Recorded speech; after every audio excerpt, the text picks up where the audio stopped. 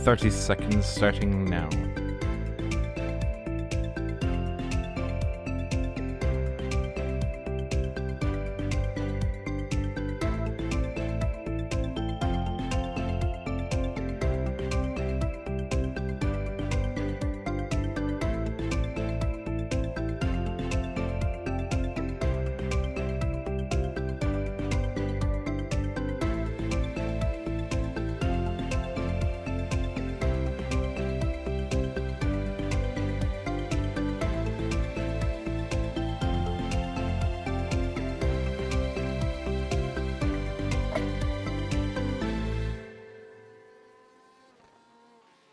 Hello, everyone, and welcome to the final round of the RSR American GTE Series. And I think this one is going to be an important and a very, very special one. So we are racing today at Sebring International Raceway, where these guys are going to settle out the championship. And it's going to be...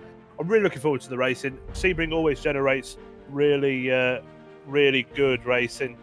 And I think it goes to say that where championships are going to be settled today, they are racing for a fantastic bespoke rig.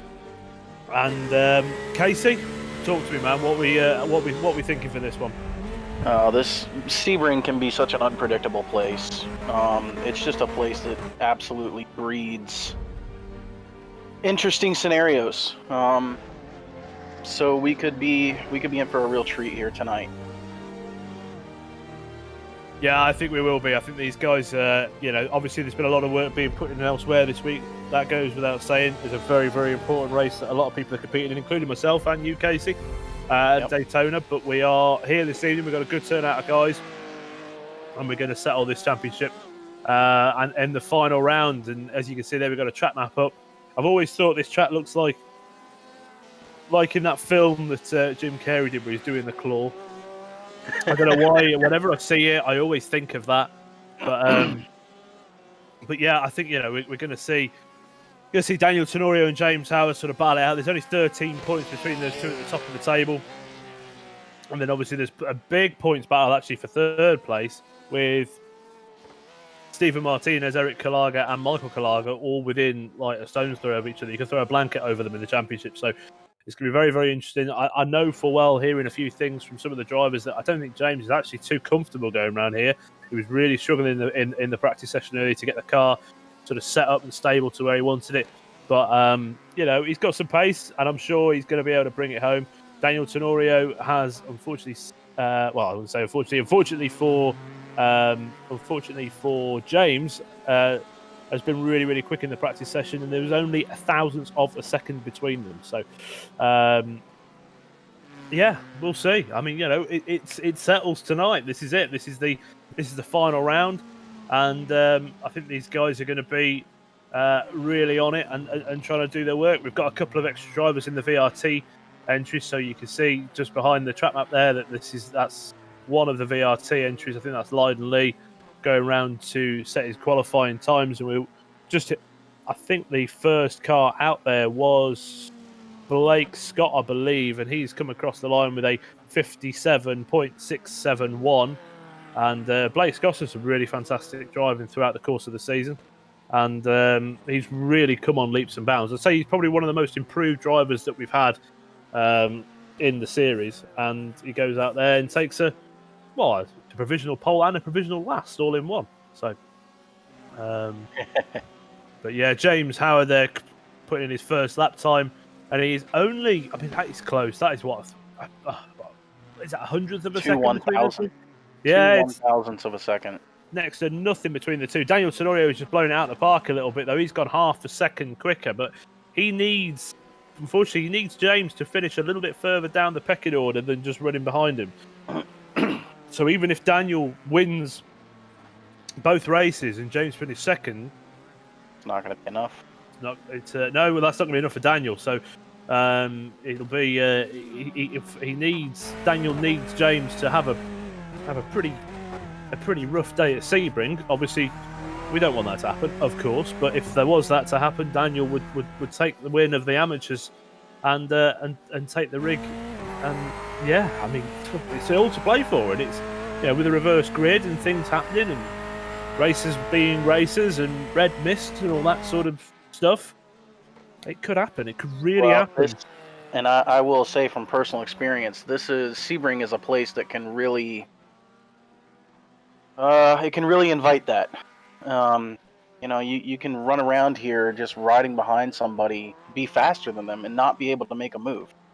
So it really can, it can breed that frustration that, invites people to be a little bit more aggressive than maybe they typically would. So I think the one thing with Sebring is it's the bumps. It's the fact it's a seriously bumpy track. It's built, I believe, on an old US airfield, if I'm right in saying, and it's just, you can't quite get an understanding of just how bumpy this is, especially through the last corner, which is Sunset, where you see the cars just pitching and yawing, and they never quite get settled.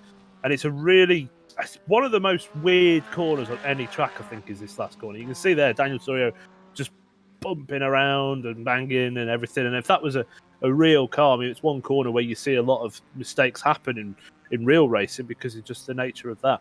And they play a bit of tit for tat there across the line. James Howard did beat it with a 57.1, and then Daniel Tenorio goes ahead with a 57.010. So those guys, well, that's the class of the field in amateurs. So they are really quite close to each other. And we see Eric Kalaga in the Soul Ford coming across the line to complete his second lap time. Does he improve? He does. He does quite drastically as well. So he goes to a 57.6. But it's still not enough to beat Blake Scott and Stephen Martinez. So that's your amateurs all qualified. Now we're going to bring out the pro field. And a quick message to Ryan in the chat. Thank you for joining us, Ryan. Ryan's a driver over at Nomad Sim Racing. He's going to be taking part in a new championship we're putting together, which is the Lamborghini Super Trofeo Series. It's going to be run at EU times. And we wish Ryan and the team at Nomad the very best of luck in that. And that is starting on the 1st of February. So if you are interested in taking part in an RSR World Series or RSR Super Trofeo Series, then just drop us a message and we'll get you on the grid for that. So you can see the pros have lined up there with Jersey Glack, Taylor Lane, Christian Furs, Jeff Applegreen, and that's Andrew Hewson behind them. And we're going to turn them loose. The track is now live for pros. Can I have all pros on track now, please? That was the call to get these guys going. They're going to leave themselves a little bit of breathing room, so there's no overlap or anything like that of guys. They're going to be. We don't want them having any issues on track while they're trying to qualify. The idea of the qualified, even though it is an open qualifying session, the idea is that these guys do stay quite a bit away from each other, so there's no impedance on each other's laps. And there they go.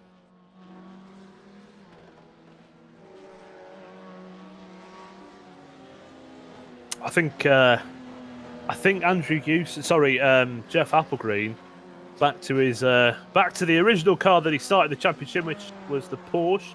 I think he's had a go in just about everything. He's had have we seen him in a Corvette?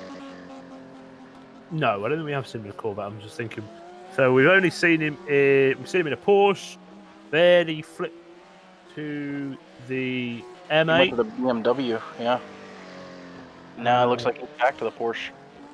And then he's back to the Porsche, that's it. So, and he's back out there in his original colours, which is reminiscent of an old Sunoco NASCAR, I remember, with the blue and the yellow and pink and things like that, which is from my days of growing up that I used to watch. But that's the man, Jersey Glack. You can see him on screen there. He pretty much has this championship for pro in the bag, and he's racing with Evolve Racing. They've put out a poster there on Facebook to say that it's the last round, and we wish Jersey a good race today. We want him to do well, but he's pretty. I mean, he's got it in the bag. There's no way. There's absolutely no way that someone can gain the sort of points required back on him in one round. I think it is literally physically impossible for anyone else to get the points back on him. So you are seeing your season 1 pro champion on the screen there. We wish Jersey. Hopefully he gets his rig as soon as possible. Obviously, the world is in a little bit of a strange situation at the minute, but we'll get it out to him as soon as possible, and I'm sure he'll be delighted to get that thing set up and enjoy a Racing SimRigs GT1L. But let's see what he can do today, because he's still got a race ahead of him, and let's see what sort of times he can put in. I'm expecting quite a battle between him and Jeff. If you looked at the practice times, Jeff Applegreen came out with a 55.759. Jersey did a 55.877. So there was only, just a smidge over a tenth of a second between the two, and yeah, I'm excited to see that battle. Obviously, I think Lydon Lee was actually the next car back, but Lydon in qualifying, I believe, had a problem with he lagged out and didn't get a chance to set a second lap. So his only lap he set was a 59.1, which is put him right at the back of the amateur field. So I'm going to break in here just a second. Taylor Lane went through turn 1 and just absolutely drifted the car completely 45 degrees sideways through almost the entire corner. I know that had to scare the crap out of him. That would have had an effect to his rear tyre temperatures, that's for sure. Let's see what that looked like. So he's doing a bit of tyre warming here as he comes down into the final corner, which is obviously Sunset. And he puts the car into there. And of course, lap 1, you're trying to maximise your exit out of that last corner to get as much as a run as you can.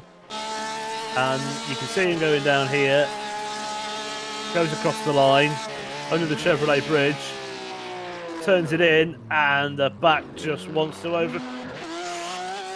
Oh my God! I think that's a good 8.5 out of 10. That is That was an incredible save. Yeah, that was a good save. It would have made his rear tyres hotter than the surface of the sun, but nice effort there, Taylor. You'll be getting some good points off me for that one. Oh, look at it! Look at that! I think that's got to be that. We need to get a picture of that, and that's going to be the highlight of the event, I think. Well, it's the highlight of qualifying, I think, that's for sure. So Taylor's coming across the line now as he's set his first time at a 2-minute .249. So Taylor, looks really good, mate, and you've got top marked, but you certainly haven't got a top lap time with that. So sideways always feels good, but it's never particularly the fastest. Andrew Houston struggling a little bit with a 58.3, but obviously the man up the front, Jersey Black, doing a 55.7. So style points to be mandatory for next season. If you pull them off like that, then we'll have some style points incorporated. So probably be a little bit tricky to do in the Lamborghini, but worth a go. Ted Bradbury goes second quickest with a 56.7, so he's one of the Verve Racing VRT entries, and he's sporting their new colours as well. So talking to one of their owners, and they've got a bunch of new skins that they've published out for Daytona this weekend, and you're looking at one of them. So if you see that car on track, stay well clear. No, I'm joking. The guys are fantastically running that. So he is sporting the new colour schemes, and we wish him the best of luck at the weekend. But we haven't seen a time from Jeff Applegreen. So did he have an off track on his first lap? Oh boy, I don't know. He must have. He's still on track now, so still on track. So he hasn't binned it, but I would say he must have had an off track or something on his first lap. Yeah.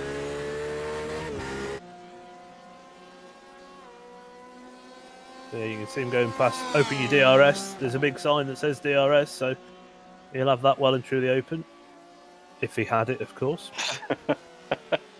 Gets really close to that barrier on the inside. I mean, there wasn't a lot of room between him and barrier. Comes out past the tyre barrier on the left, nearly kisses that as well, using absolutely every inch of track. And what time does he set? He sets a half second. 56.2. So not enough, nowhere near enough to get on the pace of Jersey. And sorry, that was his first lap. He's just a bit out of sync with the other guys. So he obviously left the pits a bit late because his first lap was his out lap. And then obviously it's his second lap with a 56.2. So will he improve? We'll find out. But we're with Tom Mustakis at the minute. He's not taking a second lap. He's not taking a second lap. That was it.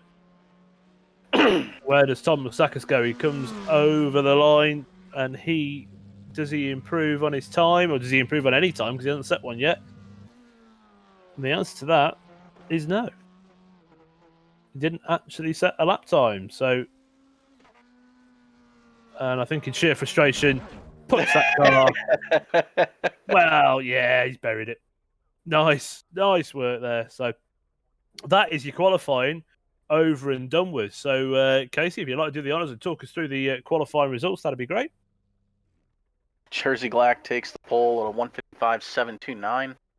Jeff Appelgren, 156.231, follows about a half a second behind in second.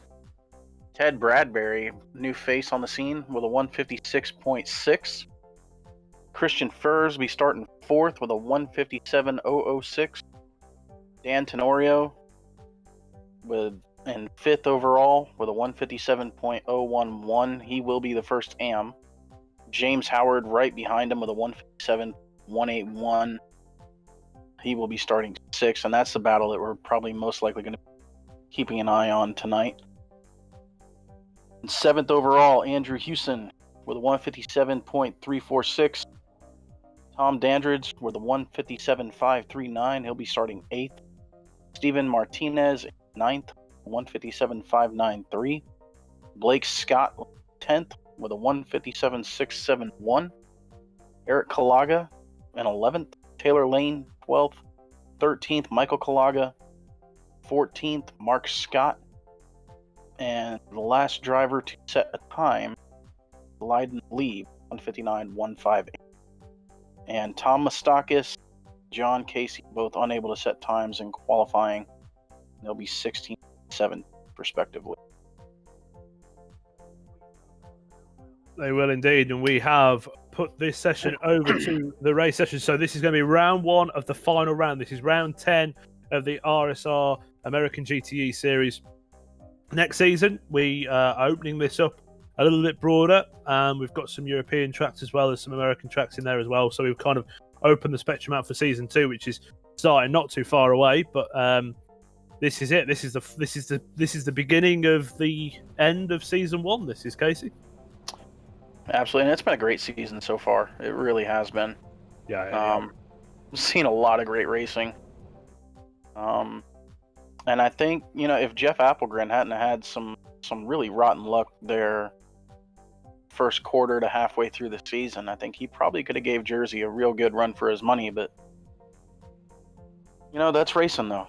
Sometimes things happen that are out of your control. So absolutely racing, motorsport in general can be the best day out ever, or it can be your absolute worst nightmare, all in the blink of one eye. And that's the beauty of doing what we do here with this is you don't get any massive bill at the end of it, which obviously you do if you stuff a real one. But he's just not. It just hasn't quite clicked. I think he's been struggling with maybe car choice. I think obviously the Porsche is a bit of a weird one. It really suits some tracks, but it really doesn't in other respects. And I think I said it right at the very start of the season, and everyone sort of says it's what we call a Marmite car, which is something that a lot of English people will appreciate, but you Americans probably think what the bloody hell is he on about now. But it either means you love it or you hate it. And I mean, I'm running it at the weekend for Daytona, and for me, around Daytona, it's one of the best feeling cars. It just does exactly what I want to do when I want to do it. I'm still trying to dial out a little bit of braking, and as in when you hit the brake pedal, the back just wants to come across. But yeah, it's going to be an interesting race tonight. I think we're hoping for the Porsches to do well, and it is a really good mixed bag. I can see down the field, it's not just a Corvette Central. We have got a few Porsches in there, and they are mixing up, but they are on the pacing lap now. You see them from the back of a Porsche, a different Porsche altogether. The cars coming around on their formation lap, and it's a weird feeling to come to the end of a season. It's always a bit of an emotional thing, but it's just what we're going to see in this next, 60 minutes worth of racing in total. This is the first of two 30-minute races, and of course on race 2 it will be a full reverse grid, front to back. And that's when we usually see some stuff. Yeah. Stuff is the polite. Putting it lightly. Stuff is a word, I think. So yeah, these guys just need to get themselves sort of straightened out a little bit as they come down. into the hairpin right-hander.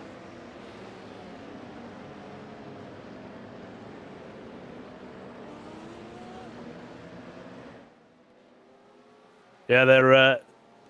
It's always been a track to me that it's kind of, I don't know, it's kind of in its own little element. I mean, obviously it's an open racing track. There's no, it's not like a street circuit. But with the way that the bumps are and the actual surface of this track, I don't think there's many others like it that are this sort of rough and ready and sort of crude. I mean, it's not been resurfaced in many moons, as far as I'm aware. And it's pretty much the same or maintained a similar layout to what it did way back when it was started. So it's a good place to race. It's a good place to host endurance. Obviously, there'll be 12 hours of Sebring later on in the season for you endurance people. And but tonight it's all about sprint races. So they get closed up as they come through what is a very intricate section of the track. It's a flat left-hander here, and then you go into another flat left-hander into a very heavy braking zone, where you then scoot through an intricate sort of chicane with quite a sweeping right-hander at the end that brings you onto the back straight, and then you make your run down into the.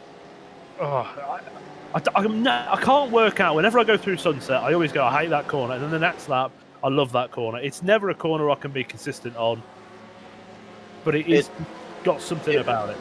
Yeah, no, it really is one of the most difficult corners in racing. I'd almost consider it similar to turn 1 at Daytona, because you got that right-hand kink leading into the corner proper, and you're still pretty much on the gas coming through this kink here.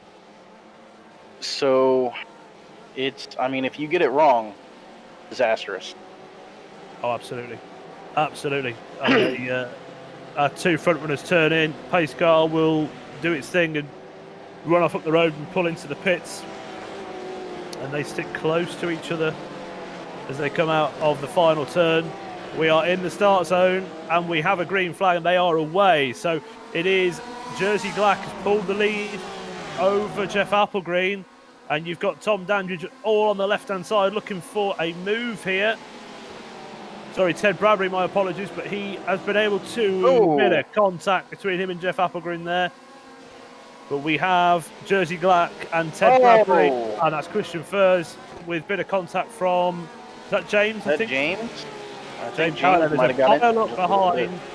There's cars everywhere behind. Well, I think James got a little bit of contact from Daniel, and that's kind of what sent him on into Christian Furs. Let's get another look at what happened on turn 1 there a little bit further down the field. So we're going to be with Lyden Lee, who sort of bared the brunt of it all. There's things going on ahead. There's people locking up his cars off. He goes to the outside. He gets nerfed by one of the Vulture Motorsport cars into the barrier. No. But that's just, he's trying to maximise his opportunities a little bit early with an accident ahead of him. Sometimes it works, sometimes it doesn't. It's a roll of the dice whenever you go for gaps with crashing cars ahead of you. But there you go. Ted Bradbury's off, so blistering start. But unfortunately, he's had an off. So let's have a look at what happened there. Coming down into the braking zone. He's on the brakes. The car goes in. Oh, no, he just locked up straight on. So no way of stopping it. Probably had his Anki out the window as a sail, trying to stop it, but it wasn't going to work. And he's fell right down the order now. He's behind between Taylor Lane and Blake Scott for what will be 12th and 14th. Well, for 13th position he is now. Oh, big crash. Blake Scott and Taylor Lane.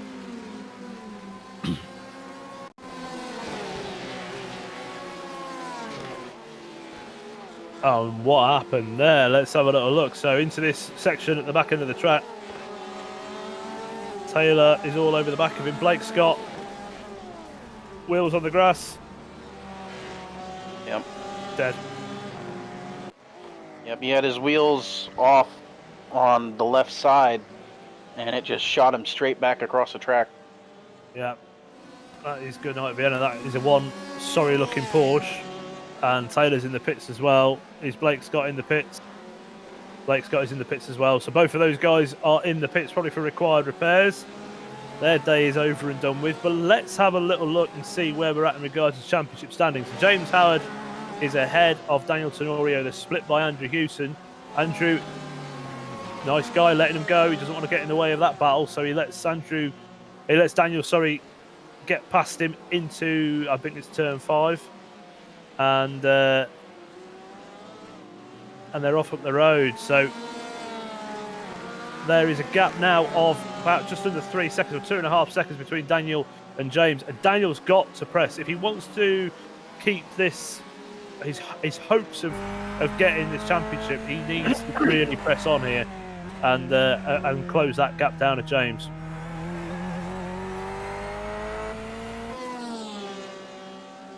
Yeah, if he wants any hopes of keeping the fight alive, he's got to finish ahead of him in this race here.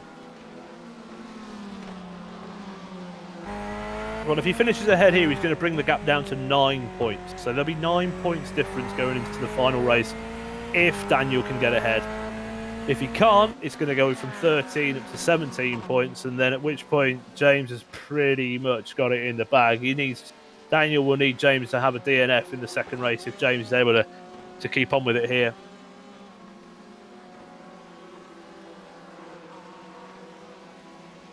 See the car bumping its way through sunset. Does the gap come down at all? The gap does come down. So he manages to bring it in a little bit there. You can see on the relative there, the gap, that's the gap to the leader is what that is on the that number. So when, like on that lap there, where Daniel doesn't really lose any time to Jersey, if James loses time to Jersey and Daniel doesn't, that means that Daniel is closing the gap. But Daniel, looking at his car, has got a bit of a bent in the front right. Yeah, I was just looking at that myself. I was wondering if it was a little bit askew. Yeah, that's not... Yeah, that panel there on the right-hand side, it's not matching up exactly like it should, so... Don't think it's going to hurt the car too much, but it's definitely not going to help. No, absolutely. So it's not going to help it on the fast section they go through. You can see that they are dropping back, but I think that gap of about 2.5 seconds is roughly staying where it was. So James just needs to power on and get it done. But we've got Jersey Glatt and Jeff Applegreen. Jeff's having a little bit of a connection wobble there, but the gap to these two at the front is about 0.5 second, 0.6 of a second. So, I mean, if Jeff can stay within that, I mean, he's going to get in the draft as he comes down here. So that gap there will start to decrease. You know, this is reminiscent of the start of the season, really. Now, these two would be first and second, just stalking each other all race long. Yeah. And then one will pick the moment on the other, and it's usually within a few minutes to go at the end of the race. Yeah. These two are really close in points up until about round 3 or round 4 when Jeff had a few problems, had a couple of DNFs. I think Watkins Glen, he had a bit of he got caught up in an absolute mangle of cars. And but he's quicker through turn 1. You can see the gap come down by sort of 1/10 or 2 through turn 1. I'd say the Corvette is probably just a little bit softer and a little bit less front end bounce. You can see the gap does come down again through there, but then goes back up on the exit. So this is where the Corvette probably is. It's just got the legs on the Porsche. It's on corner exit. I'd say it's probably just a bit more planted. Yeah. It's playing up. I mean, you know, he's if he can stick there, he's within the draft. So he'll always be able to gain a little bit on him throughout the course of the race if he's able just to stay with it.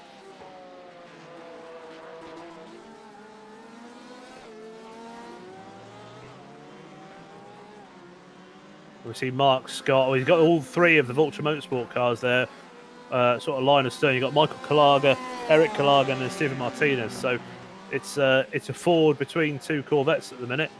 And looking at the inside of Mark Scott, but the door gets firmly closed. He was a bit too far out to be making a move from where he was. So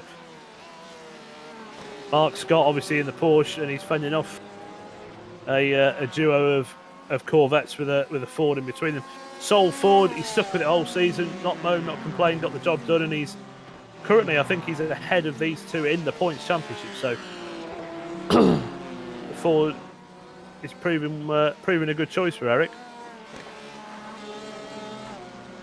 Yeah, I don't know. I think the Ford's just one of those cars where it just has to fit your driving style if you're going to use it. You know, apparently for Eric, it works. So, hey, you know, hats off to him for sticking with it the whole season. Absolutely. You see, the Ford is actually one of my first choice. Mark's getting a little bit out of shape, so he's going for a... See, Mark using that line where we kind of takes the car out wide and then cuts it back. But if you get a little bit of oversteer through that point, it can throw you off. So, having another look to the inside of turn one, these two having a great battle. Was close enough, but just compromises entry too much, and then obviously Mark picks up the throttle at just the right time and gets a really good exit out of the corner. So we've got Mark Scott and Michael Kalaga here. This is a battle for, well, it's to remain in the top 10, so it's 9th and 8th. Yeah, I think Michael's going to have a good run here. Yeah, he's taking a look inside. He's got a good run down the apex. He's got the corner. It's his corner. Mark tucks him behind, undercuts him. Nice move, Mark. And he gets the run on the exit of the corner. Then he's slowing down quite dramatically. What's happened there? I wonder if he thought that he was going to cut him off there. He might have thought that Michael was going to cut his nose off. No, it's 3 wide. Oh, bit of bump. Eric was up the inside. Michael turns in. It was 3 wide going into that corner. Mark Scott is the... Mark Scott comes out with a real down the order syndrome. So you can see if we go into the corner that Eric goes up the inside. That's Steven Martinez. Oh, there's a bit of netcode actually. So it was a good slab of netcode that kind of put him back. But I wonder if that's a small. Did Eric and Mark have a run in at Canadian Tire Motorsport Park? Oh. So I wonder if that was. I can't remember. If you might be right. If that was maybe you can have it back sometime.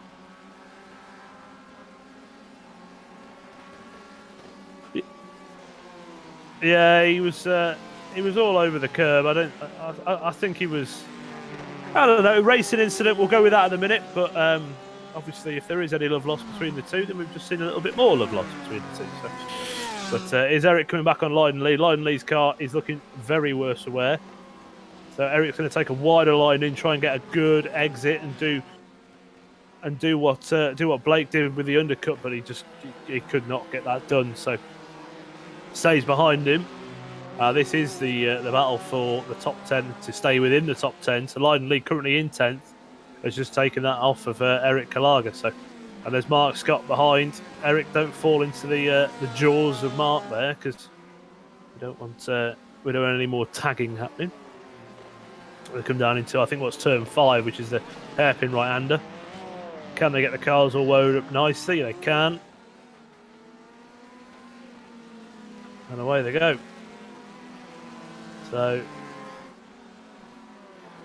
there is some good battles forming. The gap between James Howard and Daniel Tenorio, well, it was coming way down. Last 2 laps, Daniel had taken pretty big chunks out of him, but as I'm watching that, Daniel went way wide at the exit. Actually went off track. Not really sure which turn that is, but coming up to the last back it's the right-hander where the dirt's on the left-hand side. He puts the car off the track there and has to push it back on, but that's cost him. I mean, he got that gap down to under 2 seconds. And he lost it all right there. He lost it all. And the same with Jeff. I think Jeff was taking chunks out of Jersey, and then now he's backed off to nearly a second back. It's the furthest back he's been all race.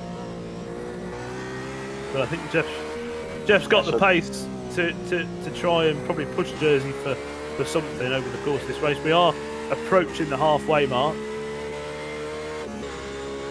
Yep, Daniel lost a second and a half that lap to James, so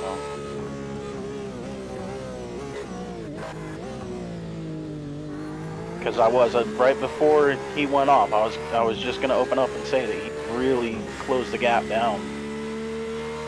He gave it all back. He did indeed. So the gap's now just under 3 seconds between James and Dan. and the gap at the front is just over a second. So there is some big, some gaps forming up at the front. But of course, all it is just one good charge. If Daniel was able to get that gap down to 2 seconds before, there's no reason why he can't do it again. And fuel burns off, and things start feeling a little bit better. So we'll see what plays out here over the next 16 minutes, and what will probably be about 8 to 9 laps of racing left here in race 1 of the final round in the series. Handsome looking Porsche though Jeff's got there, and it looked really good on an M8 as well. But I've got to say that Porsche just looks really quite an eye-catching car. It's the sort of car that just properly catches your eye when you look at the grid of cars. It just stands out. Really handsome looking machine. Dives it into sunset, pulls the nose back onto the apex, and then gets a run out. Ooh, get off the... Oh, he got on the grass there. That is a race ender. If you put the car on the grass there, you just can't... You lose all the turn, and then you just find yourself going towards this barrier that juts in at a really vicious angle. And then once you cut those tyres, it's all over. But brings the gap down to about half a second there. So Jersey's obviously had a problem in the first sector, and Jeff didn't have a problem in the first sector. He actually probably did a purple sector and managed to get that right on the back of Jersey. But Jersey fires it out of, I think that's turn 4 there, and I think he really does manage to get the car hooked up. Yeah, I think, honestly, I think that's the strength of the Porsche, is that first section of the track there. It's that real windy, technical... those are all the things that the Porsche just really excels at. So, and then of course you get it to the more open, flowing high speed sections. I think that's really where the Corvette just kind of spreads its legs a little bit. Yeah, I think the Porsche is, as you said, I think it's just a better car on sort of tight and twisty sort of stuff. I mean, it's probably why it's one of the better cars at Daytona, because the infield section is quite some heavy braking into slow speed. Excuse me, into slow speed sort of corner entries. So the Porsche just does really, really well around Daytona, and a couple of sections around Sebring, I'd say a similar sort of corner entry speeds, and that's why the Porsche has probably just got the legs on the Corvette on the twisty stuff. And then as soon as you get into the big open corners, I think the Corvette then has it pipped. But gap's still with under a second.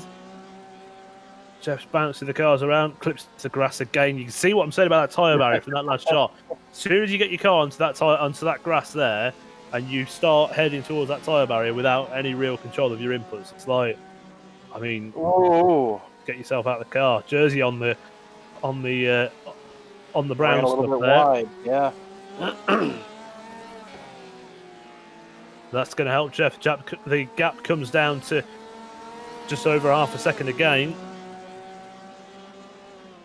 And again, I'm going to take a look at lap times here, and I'm intrigued to see what they did. So Jersey's last lap was a 56.6. Jeff's lap was a 56.4. So he was 0.2 quicker, and he's right on the back of Jersey's car coming through turn 5. Then breathing in all of the Corvette fumes that he can, because he was ever so close to him then. But this gap now is down to probably within half a second. There we go, 0.4. If Jeff can stay with him, he might be able to do something about it on Jersey's win.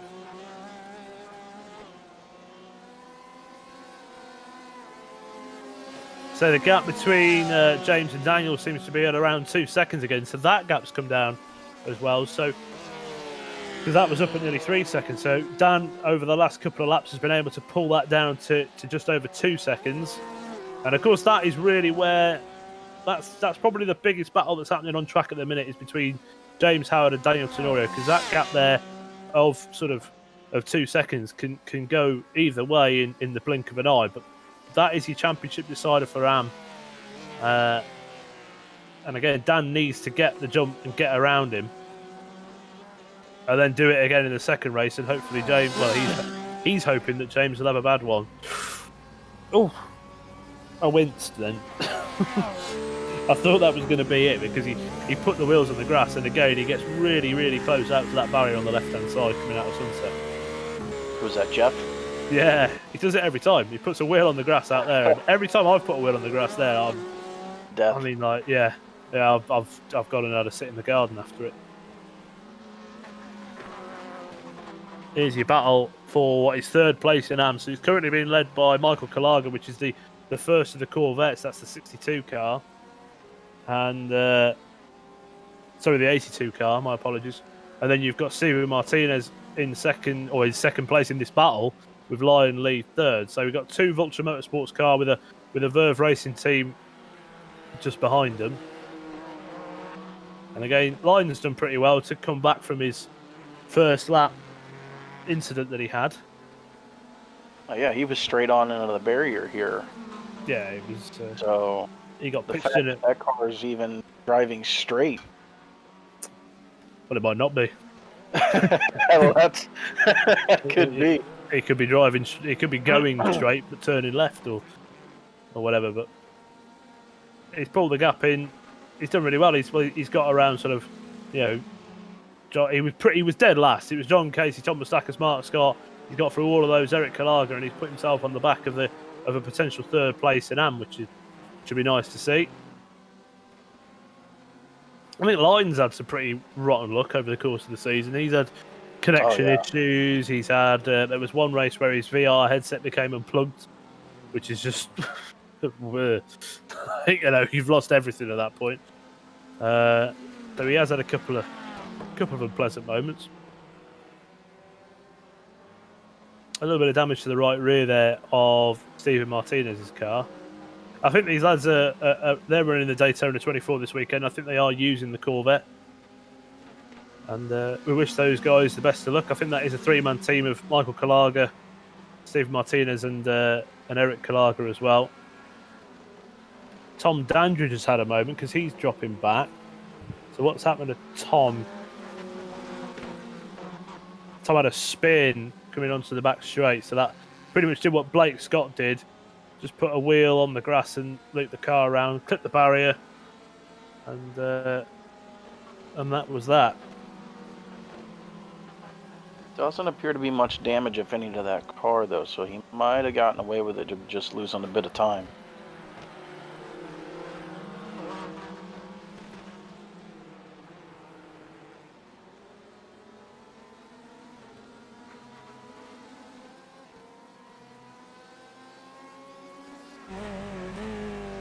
Gap at the front, still under half a second.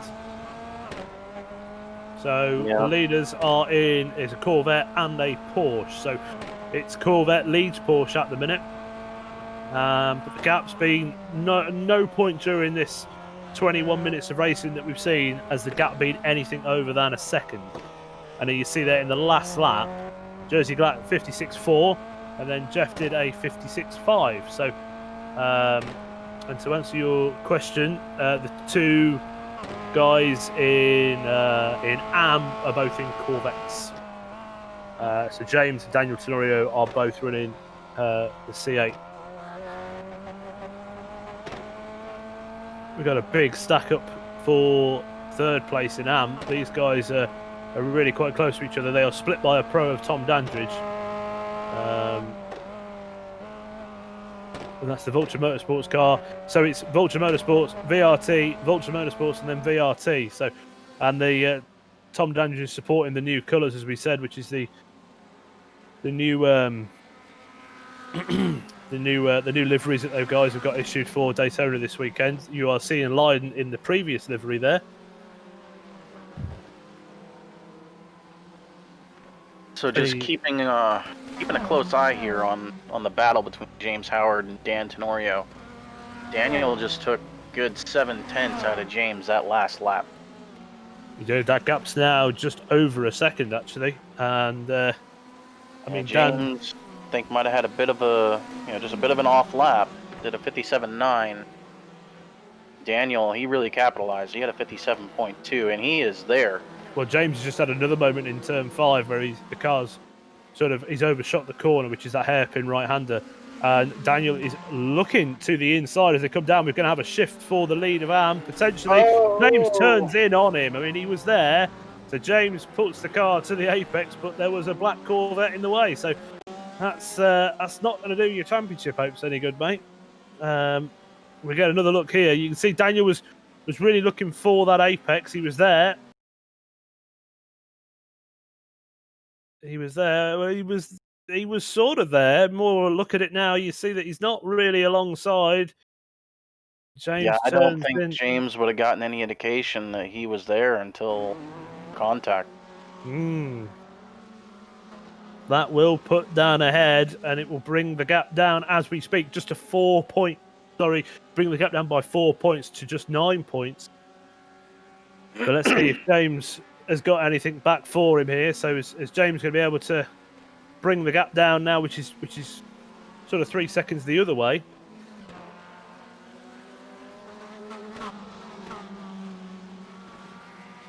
Cars bump through sunset. No one seems to be clipping that grass like Jeff Applegreen does on the left-hand side. They've obviously all had an experience of what happens when you touch the grass on the left-hand side there. Whereas Jeff may still be, may not have experienced flying into that tyre barrier at Mach 3.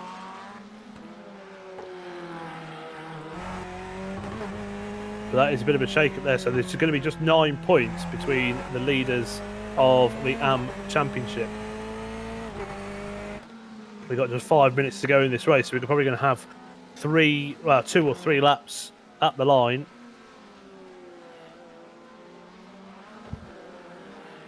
And we've got a pro behind James, so that's Andrew Hewson in that yellow and white Corvette behind them. So he's got no interest to do anything with James. He is currently third, I believe, in the Pro Championship. Might actually gain a good chunk of points back on Taylor Lane for second, because Taylor Lane is done and dusted. But there is a prize up in second place, which is obviously these guys will win a stream deck. So it's important to keep it lit. It's important to keep these things all going, because if you do have an opportunity of winning something, then you go for it. Well, there wasn't that many points separating him and Taylor Lane, though, was there? Now that I'm thinking about it, and Taylor got taken out early in this one. 37. So at the minute, Andrew's going to pull 4, 8, 12, 16. He's going to pull about 20 points back on him here, actually. So he's going to be... I mean, I'd have to do a full reconcile of the points, and it's a little tricky to do while telling you what's going on out there. But I think that's going to bring the gap down quite a lot to put Andrew potentially within a chance going into race 2 of snatching second place. So taking a look at lap times again, Daniel Tenorio did a 51 or 58.1. James Howard 57.3. So James is closing back in. Got to do it in a hurry here, but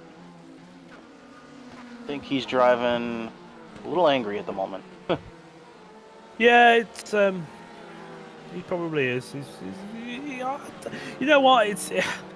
It's that thing, isn't it? You put your nose in, and I mean, you're almost probably better off just, getting off the brakes, letting the car roll onto the apex and putting yourself right in there, or probably not doing it at all. But he kind of left that nose in, lingered it around onto the apex, and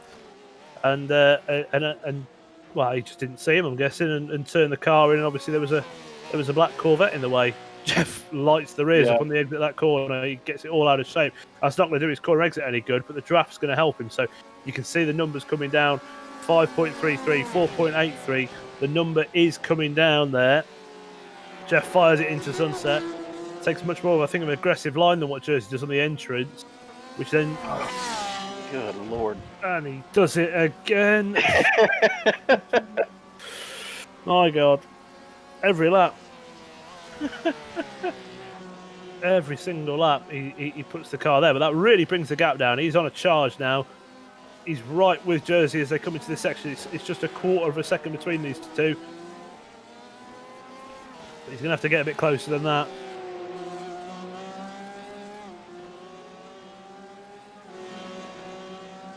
Gap between James and Dan has gone up. I think James has just had a right moment in the last corner.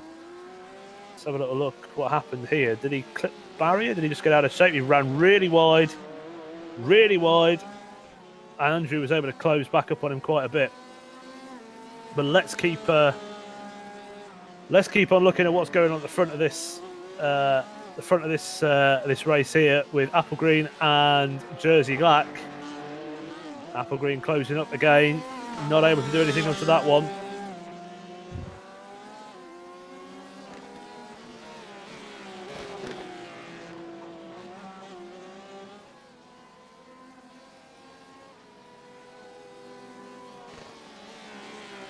Thank you.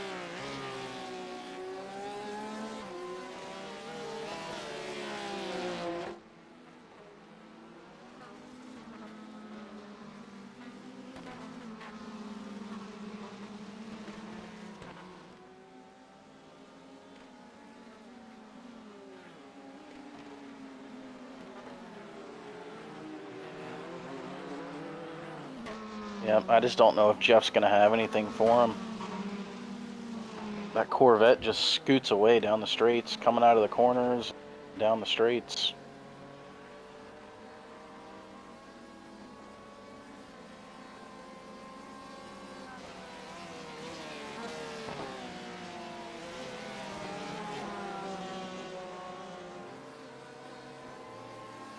You there, Harry? I very much am. I'm just being an idiot and muting my microphone for no apparent reason.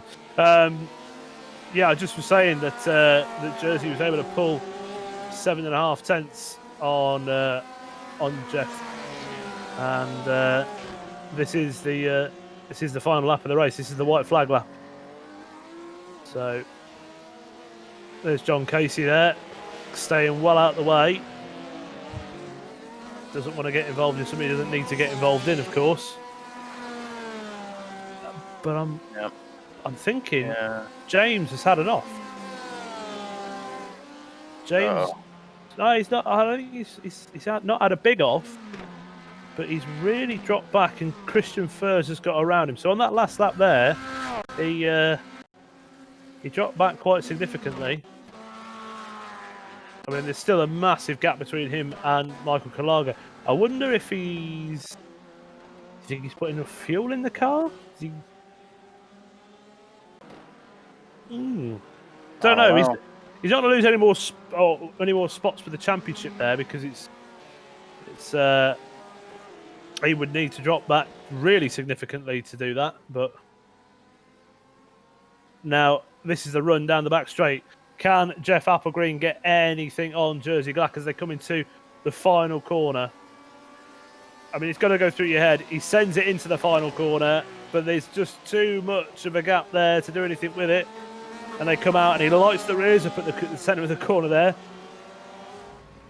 And there you have it. That is race one. Jersey Black takes the win in race one.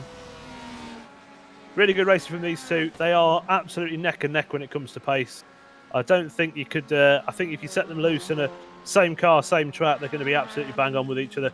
Daniel Tenorio is going to bring it home for third place overall, but very importantly for his championship hopes, he takes a win in Am. And you can see behind them Andrew Hewson and Christian Furs come along the line for 4th and 5th in the Pro Division. And there we have James Howard. It was his to lose, and he lost it. So that's brought the gap down to just 9 points between these two. I'm just curious as to what happened over those last couple of laps there. He really was off the pace. Not sure if that was just him making some aggravated mistakes, or like you were saying, maybe he was low on fuel. I don't know. Yeah, I think it was. And let's talk you through your race results from the end of race one. We've got Jersey Black is your overall winner, followed by Jeff Applegreen. Daniel Tenorio is your winner of AM, finishing 3rd overall. Andrew Hewson in 4th. Christian Furs rounds out your top 5. James Howard finishes 2nd in AM and 6th overall. Then it was Michael Kalaga, Lydon Lee, Stephen Martinez, Thomas Dandridge, Eric Kalaga, Mike Scott, John Casey, Tom Mustakis, and then we have Ted Bradbury, Taylor Lane, and Blake Scott is rounding out your 17th. So Blake Scott, unfortunately, with a contact with Taylor Lane, finishes stone dead last, unfortunately, which is a shame. But there is your race finishers for race 1, and we are now going to go ahead and start setting up the server with the reverse grid for race 2. Finish how you thought it would finish, Casey? You think that was kind of what were you thinking? Yeah, just about. I mean, like I said earlier, Sebring's one of those tracks where it breeds unpredictability. So, yeah, not the exact scenario that I was thinking, but again, it's Sebring breeds some interesting racing. So, very much does. Very much does indeed. So we're going to just be setting the session up as we speak now for race 2. I think it's you know what I'm going to do? I'm going to do something risky here. We're going to see if we can grab a word with someone. Casey, the floor is yours for a short period of time. All right. Yeah, so I don't know if any of you guys had the opportunity to watch the real-life Sebring 12, but that's kind of why I've been saying that, Sebring can breed some unpredictability, because the Sebring 12 was the final race in the championship in real life this year. And the lead for the championship flipped, I think, like 3 times during that race, so... Well, I've just managed to grab your AM points winner at the minute, with just 9 points in it. James Howard, welcome. Thanks, guys. What a race. We put on a show. Yeah. You did indeed. I think there's one talking point of that race, which I'd like you to be politically correct about, while at the same time voicing your opinion. There was a little bit of a move there from Daniel, and what was your take on that? Well, there was 2 of them.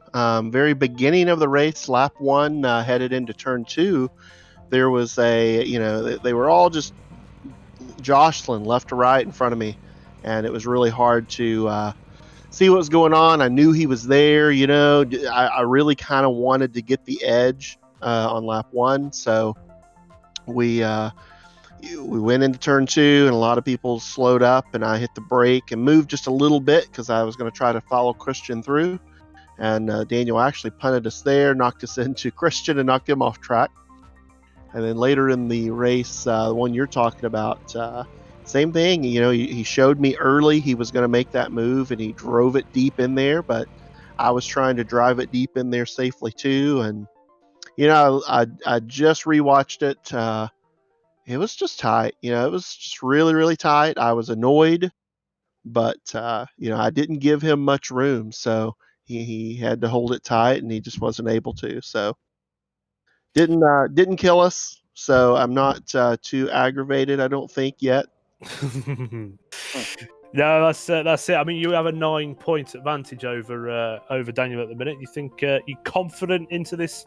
What will be the very last round in season 1? You think you can hold on to it? I'll tell you, I was confident coming into today, but we didn't get to test, and as soon as we hit the track tonight, we were in trouble. So it's been an uphill battle the entire time. I really like this track. I really enjoyed running these GTE cars around here in the past, but unfortunately tonight we don't have it. Daniel's definitely got an edge on us. He's got a little bit of straightaway speed that we just don't have. We were trying to make sure we had corner speed, so maybe we got it wrong. I'm not sure, but I feel confident at least that we should be able to keep him in our sights, and it looks like that might be all we have to do. Nice. Well, genuinely, we wish you the best of luck. What will be, and keep it clean and put on a show for us, and hopefully you can nab yourself top spot for it, mate. Yep. Thanks, guys. Thank you very much for joining us. Let's drag you down. And you know what? I'm going to do it. I'm going to see if we can grab a word with Dan. Give me 2 seconds.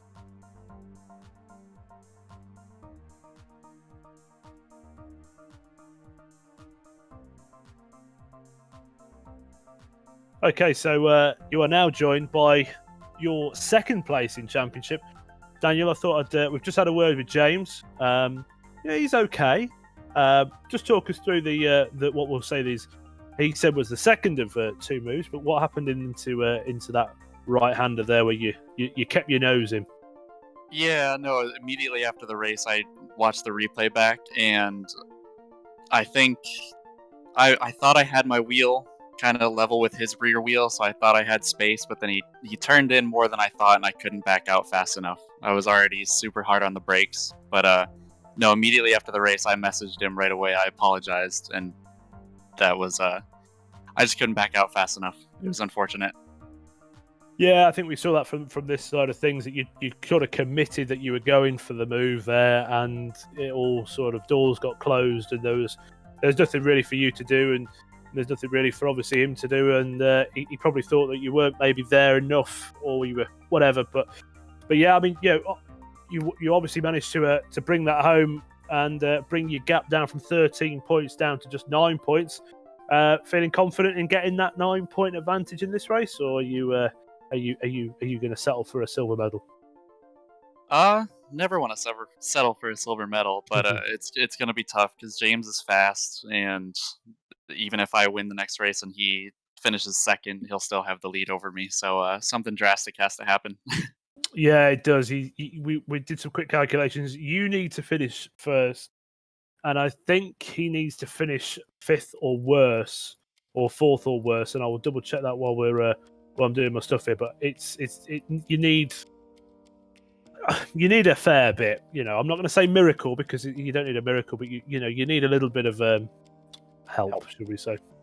Yeah, no, and it's at the end of the day, it's all on me because I made too many little mistakes throughout the season. The opportunity was definitely there, but live and learn, right? Yeah, well, there you go. And there's always season 2 for you, mate. So, which I think you've already signed up for. So we'll be glad to have you on board for that. And wish you the very best of luck in race 2 today. The server is going to go live in a couple of minutes, and yeah, let's see what you can do, mate. Awesome, thank you.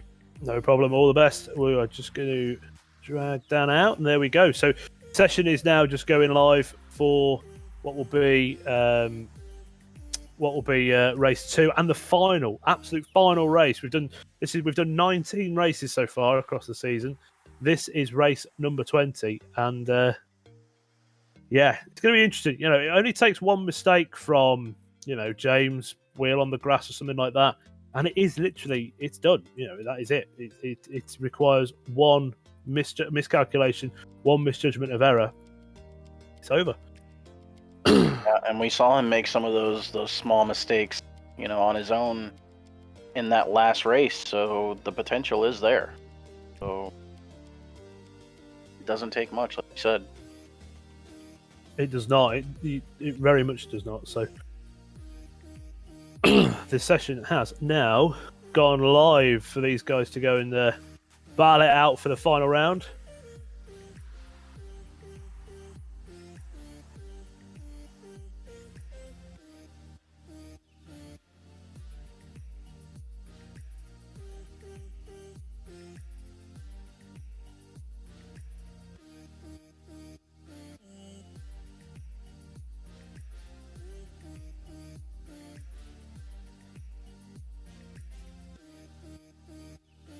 There we go. So we're going to see these guys jump into the session, probably grab a lap or two and see what they're feeling to it. And then they're going to be away.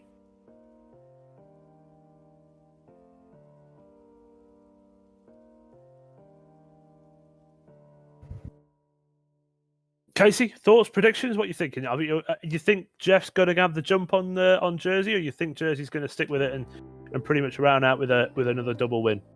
Oh, I think Jeff probably might make a couple adjustments here. I think it'll be closer. I think Jeff's going to have a better shot here in race 2. Well, of course they're going to be starting pretty much dead last. So it's going to be an interesting one to see who's able to make it through the field a little bit quicker than the other guy. And just while I'm loading into the session, unfortunately, I'm going to have to just nip to the loo. So I'll be back with you in 1 minute, Casey. All right, sir.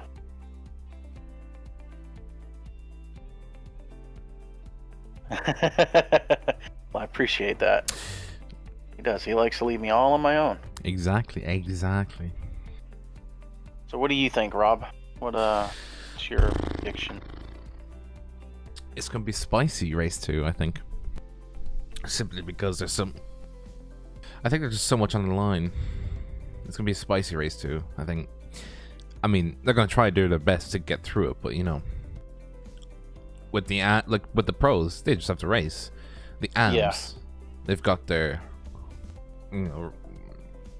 it's come down to the very last race. So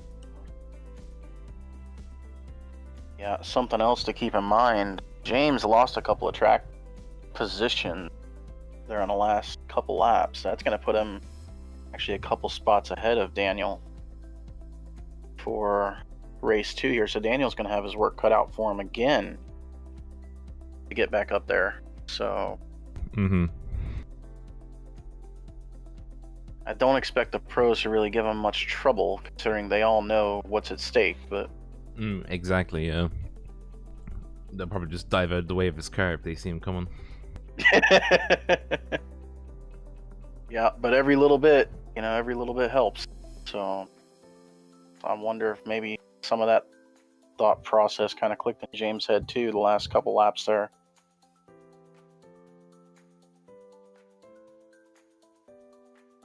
Potentially. It just depends on how they work it out between themselves. Will they have a gentleman's agreement, or is it just you get racing, buddy? Yeah.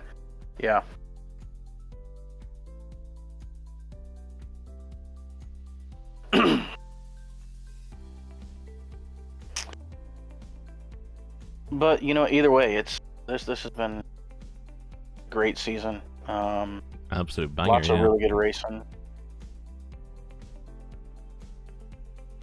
And gentlemen, I have returned. Forgive me, I opened the toilet door and there was an arachnid from Starship Troopers staring at me, so I had to deal with that rather than leave that for the missus to see, because that would have put me in a whole load of bother if he'd have been sat there and she walked in. So. With the firm stamp of the couch for the night and a blanket. Yeah. You left him in there? Well, yeah. You don't want me to go touch him, do you? So. Yeah, I was very humane. Obviously, there's no injury caused to said spider. He was placed outside to start a new life in someone else's toilet. So, I've heard he's doing well.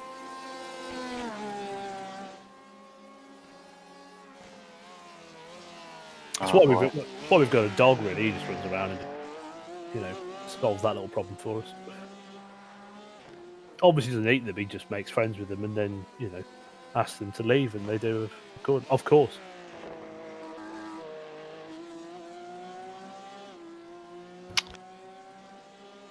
I can't deal with spiders.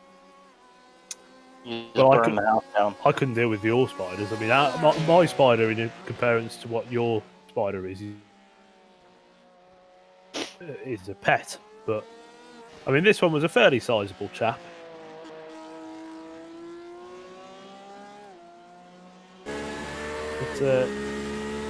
Yeah, I couldn't. You know what? I've got some family in Australia, and it's one place where we've always said, "Oh, let's go and visit," and that. But no, absolutely not. I love. There's a meme. I'll never forget it. There's just a picture of like a bush in the field in Australia, and underneath it says there are 14,000 different things in this picture that can kill you, and you can't see any of them because they're all just lurking in a bush somewhere. But yeah, it's just the thought of no. Everything in that country just kill you. The spider, the snake. Yeah, don't need any of that crocodiles. Stuff. I'm good. And then, God forbid, you think about going surfing, you'll just get eaten alive. You see, all we've got in England really that's going to potentially cause you any harm is a very angry vole. So don't really need to worry about him or a badger. You know what I mean? So see, you just get on with your day. Yeah, badger's another one I wouldn't want to mess with either, though.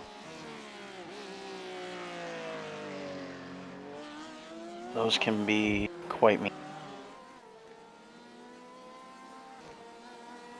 Is it honey badgers or just badgers? No, just nice, polite, friendly badgers. Okay. Other than that, like I said, there's absolutely nothing really in this country that will do you any. We don't have any crocodiles or lizards or snakes or some fairly sizable cows, but other than that, nothing really that's going to cause you any harm.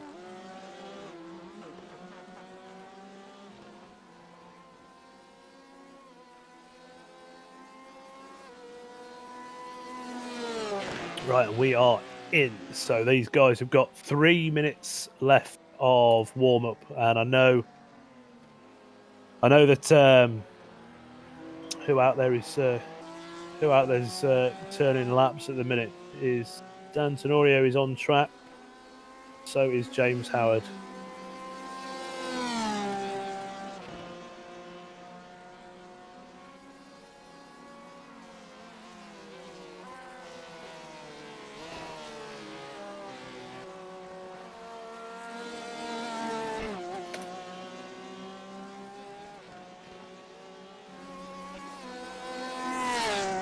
You know, I'm surprised you didn't go with nighttime for race 2 here. Well, we're not there yet, are we? Thought about it, but I thought, oh, you know what? I did that once. I mean, there was that fateful day at Laguna Seca where I threw night session on them, and I mean, whatever happened there. That was one hell of a day. Yeah, but see, they actually do a lot of night running at Sebring, though. It'll be later. I mean, when it goes over here, it's gonna be about 5 p.m. or about 4:30. So it's gonna be a little bit, I wouldn't say darker, but it's gonna be a little bit later in the day. I think sunset here is at about 6 p.m. So, but I just didn't feel like throwing any last minute surprises on them. If they've not got to turn the lap at night, I mean, you heard there with what's going on at the weekend. You got such a big race this weekend. A lot of the guys inevitably wouldn't have been able to turn many laps around here. And I thought, you know what, if they're still a little bit so green to racing around Sebring, then to throw them in at a night race probably is a little bit of overkill on the unfairness. But, all right. Yeah, I saw pity. But yeah, we'll have a front row of the two guys who had the first major incident of the race. Obviously, Taylor Lane and Blake Scott will be finishing right up there. Blake Scott is in P1 and Taylor Lane is in P2. And it's full reverse back from there. So Jersey Black will be absolutely stone cold last, and then Jeff Applegreen will be starting just alongside him.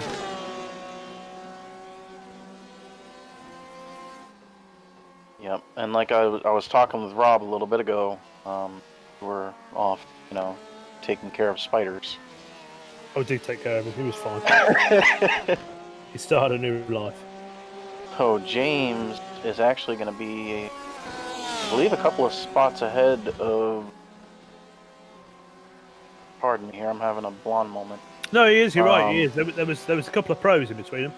Yep. Christian Furs and Andrew Hewson. Yeah. Both got in there, so he's going to be ahead of those, but he's going to be quite a way down the pecking order. So, I mean, he's got to get through them. Obviously, he's got to get through them cleanly and fairly without any major issues. But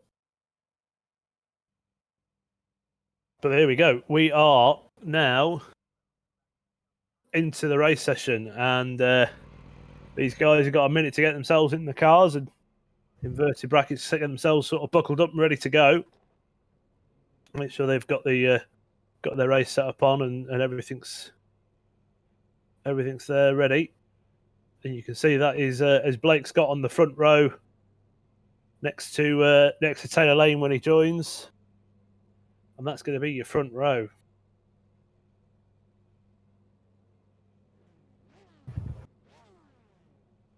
So Lane's put a message out in the chat. It's probably better off you get your car on the grid before you start talking about the hyperclass in LMP. What was taking over LMP1? He's got 10 seconds. There he goes. He's in. Yeah, there's a couple of cars between James and Dan. Dan is starting right in front of Jersey Black on the second to last row.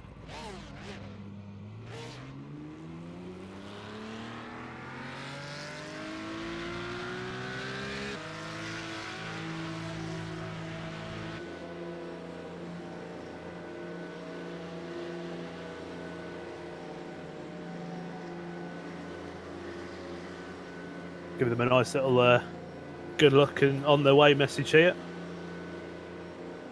These guys come through what will be sunset. Will actually be sunset here because the sun is setting.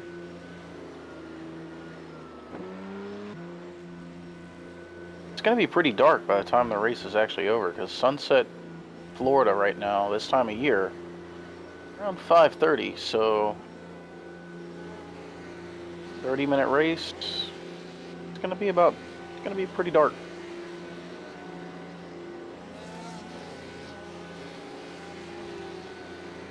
Yeah, it will. It'll be fairly dark, but I don't think we'll be able to. There won't be any cat's eyes or anything like that shown, which is one of the nice things with Sebring. You get that line of cat's eyes, which always does look the business.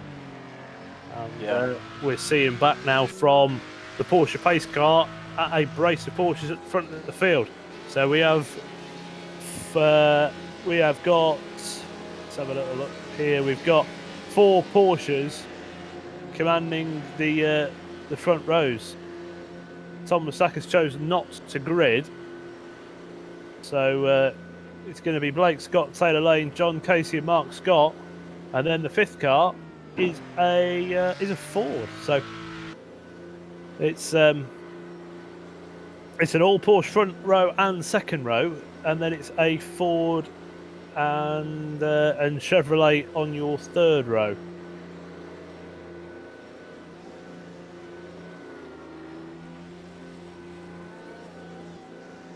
I gotta say, I think Blake's gonna have a hard time holding off Taylor here.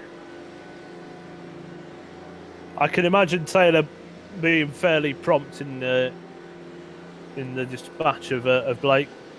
Taylor, obviously a driver for Fiercely Forward, is a really quick guy when it comes to anything, and of course he's competing obviously in the Daytona 24 this weekend with Fiercely Forward in a rather different beast. He'll be driving the LMP2, and yeah, good luck, mate. I think we all need some luck at the weekend to get it across the line. 3 different classes at the weekend, LMP2, GT and GT3. Good, real sort of difference in out-and-out pace could bring some exciting racing. But let's worry about this one for now, because this one is very important. You know, you're going to race around there at 24 hours at the weekend and not get anything out of it other than I rating and safety rating. These boys are racing for, you know, rigs and prizes and stream decks and things like that, and they're going to want to do as well as they can to get themselves a jump on getting one of those in their house. So we'll see how they get on. But we go through into the final corner. It's the 32 Fiercely Forward Porsche next to the 3 Twisted Motorsport car.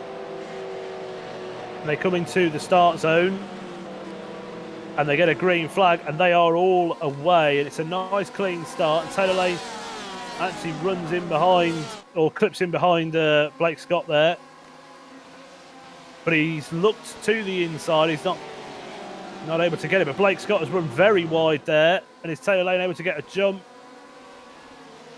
He's looked to the inside, but he's not going to do it. Blake Scott's gone straight on again, really outbraked himself there on cold tyres, and that has put him right down the order. But he needs to have a nice rejoin here to jump the course. Any problems? That's Eric. That's the 2 Vulture Motorsport cars getting into each other. Oof. Did they all make it out of that? Stephen Martinez was the guy who was turning that Ford around. Very lucky for that Ford not to get annihilated there. But let's have another look at that at the start. So you can see Eric Kalaga's on the left. He turns straight in on his teammate. That's teammates killing each other. Oh, dear. And there we can see Stephen Martinez coming back on track. Very minimal damage from the two of them. But there we go. Daniel Tenorio making moves on Eric Kalaga a minute. He does not want to get stuck behind traffic. So he's got the move done there on Eric Kalaga, and I think that's John Casey up ahead. He probably wants to swiftly depart of John as well.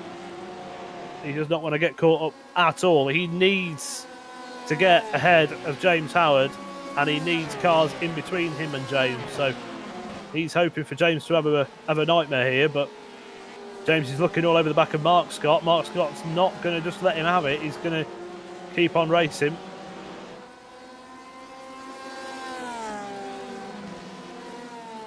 Oh, he does get out of the way. Nice sportsmanship from Mark there. He lets James go without any sort of real fight.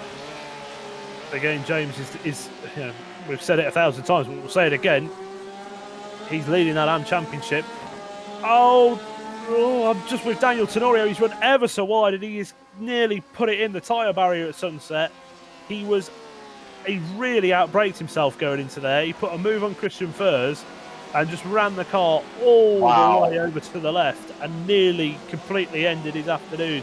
So you can see how did he keep it out of the tire barrier? That was... Oh, man. I mean, that was a properly clenched moment. Puts him back behind Christian Furs. Needs to compose himself here, needs to focus it, and needs to just get the job done. And if he got any hope, any chances of keeping a fight going, then he needs to keep it all in a straight line. He does not need to be having a mistake like that to cost him his championship. You can see Jeff Applegreen making decent inroads and moving up for the field, as well as Jersey Glack. So these two have done well to get themselves up and through. Jersey's back behind. Yeah, Jersey's behind Jeff Applegreen in a minute. So Mark Scott is the car splitting. Forgive me. The car ahead of Jeff Applegreen at the minute is James Howard. And James has a little bit of a wobble on the exit of that corner because he put a wheel off, and you can see the car just twitching under acceleration. So I don't think these two guys here are going to put up any fight against each other because they're in completely different classes, and obviously Jeff is one of the quickest guys out there. Taylor Lane's brought a nice gap at the front of the field. So there's a 7/10 of a second between him and Lyden Lee. And of course you've got James Howard, followed by Jeff Applegreen as they come across the line to complete the first lap.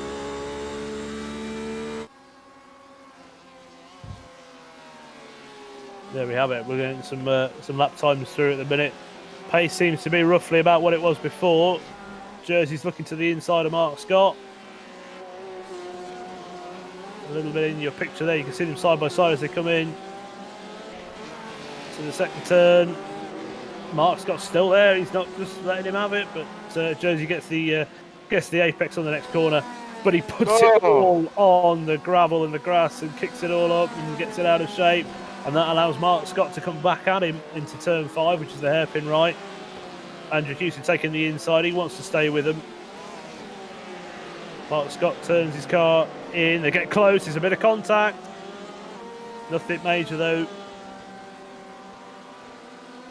Andrew was there, and Mark Scott turned in. It was Andrew's line to take, so here we go. Now Christian Furs wants to try and get around the am of Mark Scott as quick as he can, because this is a battle. This is a three-way battle for the pro. But these guys want to get through the am field, to get through these guys as quick as they can. See Daniel Tenorio just behind, making moves on, I think that's Tom Dandridge there, and then Blake Scott coming back through, who was your pole sitter in this race.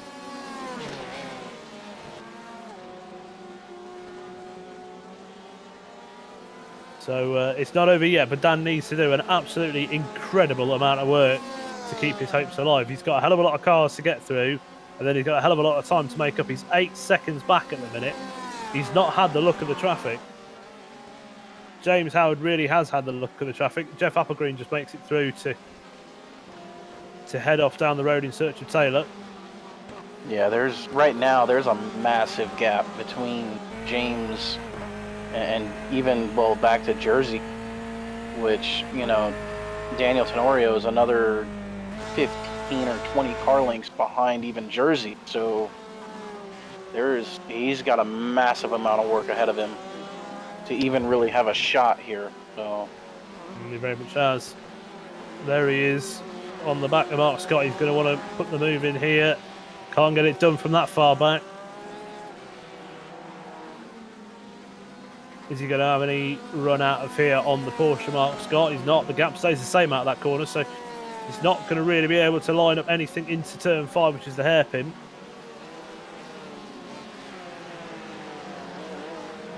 Will he go for it? No, he thought about it. He looked to the inside, but he was just a bit too far back. But if he can get his exit right here, he might be able to get a run on Mark Scott. This is just costing him time, though. He really needs to get his foot down and get on with it if he's got any hope, like we said, of keeping the championship win alive.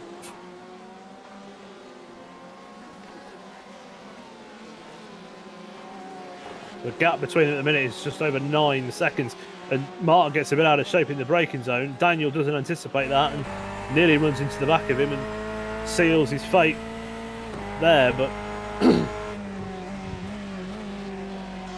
we're all still racing at the moment. We have no DNFs. The only person that is a DNF was actually a DNS because he never touched the grid. That was Tom Mustakis, so Tom didn't take to the grid.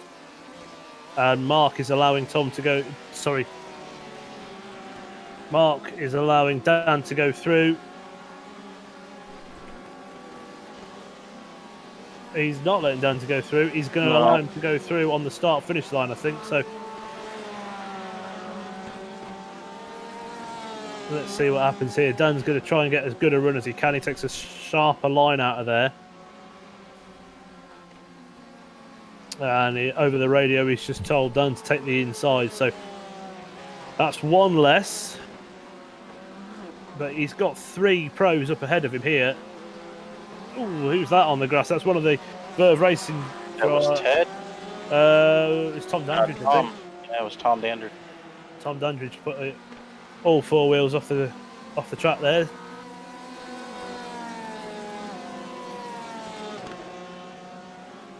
And there you have it. So James is going to want to get past Lyon Lee. Let's see if we can get with those guys, because there's going to be a battle forming for what will be sort of 3rd place overall, but will be the leader man, because this is what James needs, is to have as many cars in between him and Daniel as he can. Just as a buffer. It's just if something happens, you know, if James drops a wheel off or any of the above, if he has any major malfunction in this race, it's going to cost him heavily. Yeah, but he's got a really nice cushion right now, so potentially he could just kind of sit there and ride. He doesn't have to do anything drastic. Well, as it is, the championship is James's. As it stands at the minute, if these guys crossing the line, we're crossing it for the final time, then James Howard is your AM winner. But I mean, you just can't rule it out. There's only 9 points between these two, and that's 3 positions. There's 3-point gap between each position in AM. So if anything does happen, then it's going to be it's going to cost them. Yeah. That's Mark letting Blake and Tom Dandridge through there.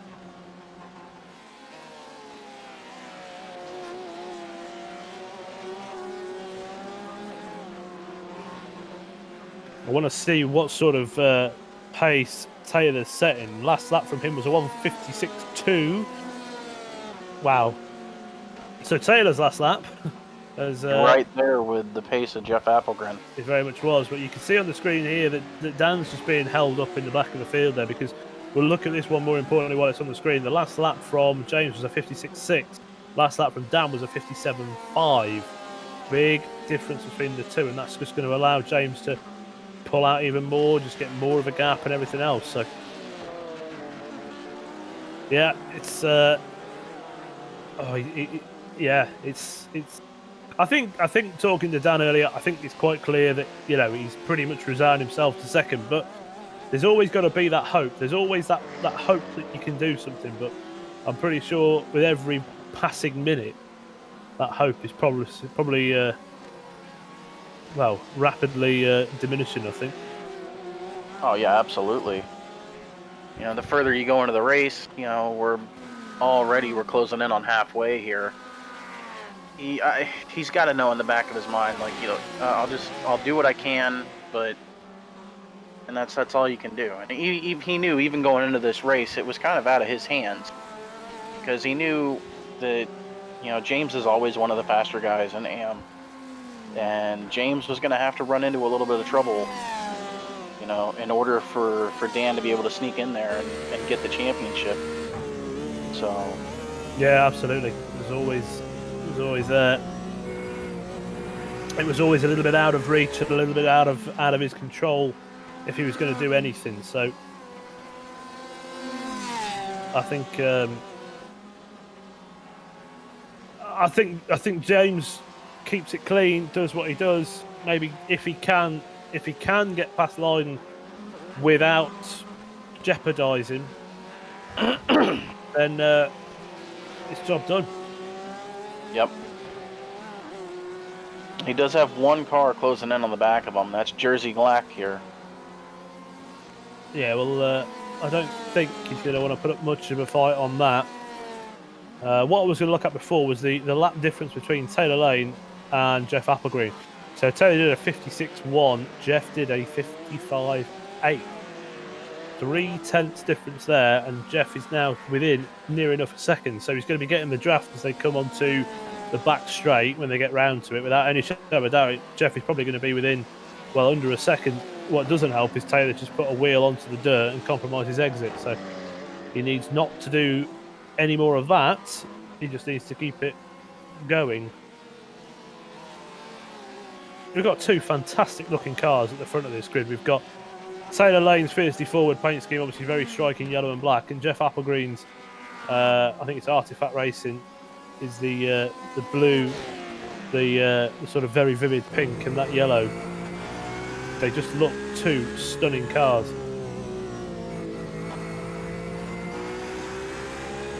Yeah, two of the better looking cars in the field, absolutely. Jeff continuing his grass cutting ways there at the exit of 17. There's going to be no grass left out there if he keeps doing that. It's going to be bald.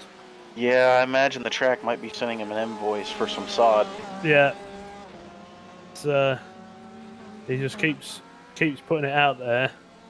He keeps kicking up some dirt. We can see we're with Blake Scott at the minute. There's a battle here with Blake Scott, and that is Tom Dandridge right up behind him. Tom got anything for him? Tom obviously was a driver in RSR World Series. I had some really good battles with Tom. One of the cleanest drivers I raced against, and we had some really, really good times. He was obviously the second place finisher in RSR Season 2. Sorry, I said Season 1. It was RSR World Series Season 2, which is the GT3 league that runs alongside this, which is starting back up next week, actually, with press day at Watkins Glen. So straight out of Daytona at the weekend and straight into full attack mode to get that sorted. Yeah. Fortunately, with my iRating going on now with the pros, which is great. Really looking forward to that. Getting my backside handed to me week in, week out. But yeah, the strength of field at the minute for the pros in Season 2 of RSR World Series is 3,900. So that'll be the strength of field for the pro division. And I'm well south of that. Yeah. That's a good way to learn, though. A good way to get better. It's a good way to get beaten. I wonder if Christian took a very wide line in there. If you actually go too far over to the left, am I right in saying that it gives you a slowdown, or is it the slowdown for cutting the apex of that corner? Look. I don't think he didn't get a slowdown because he'd have to be serving it right now, and he's not. So this is a Oh, good you're battle talking here. You're talking about that last corner coming up to the backstretch. Yeah. Yeah, if you, well, not too far to the left, no, but if you do cut that last corner too sharp to the right and you kind of run over that rumble strip, it will give you a slowdown there. It'll be about a second penalty, actually, that it'll give you. So, which, you know, as we all know, a 1 second speed penalty really relates to about 2 seconds, 2.5. Well, it is because you've got just a straight, so you've got no. I've always found that it's easy to lose time in a braking zone, but unfortunately you can't lose time in the braking zone because there isn't a braking zone. So you've got to run down the whole stretch there, and you've got no way of losing the time other than just getting out the throttle and giving up almost. So while we were paying attention to the battles back in the field, Jeff Applegren's actually gotten around Taylor Lane. He very much has. He's a lead. Yep. Yeah, he has. He's got the job done there. So where did he get that pass done? Hairpin. No, it wasn't the hairpin. Let's have another look. It's going to come on the screen here. So they go into, this is going on to the backstretch. And you can see Jeff is right with him. Is it into Sunset he gets the move done? Let's have a look. Nope.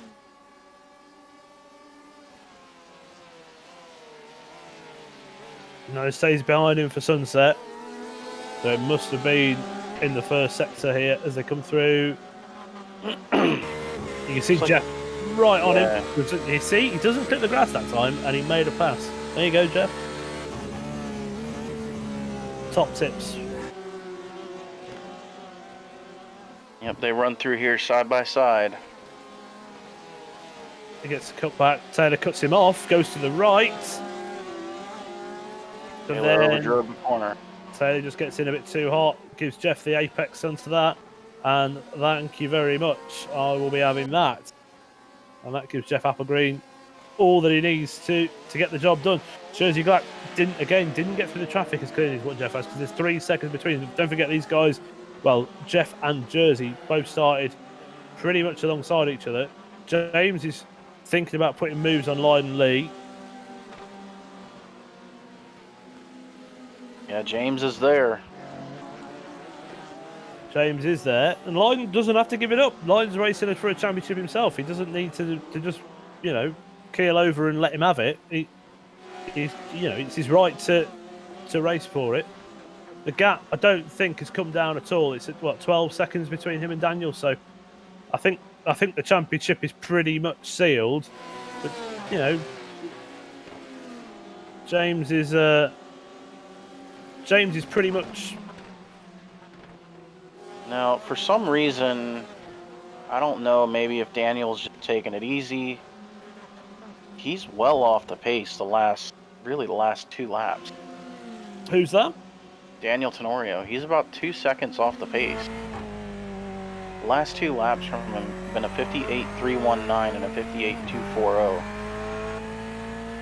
So he's really fallen off here. Everybody else, almost everybody else in the field really is either doing 56s or 57s.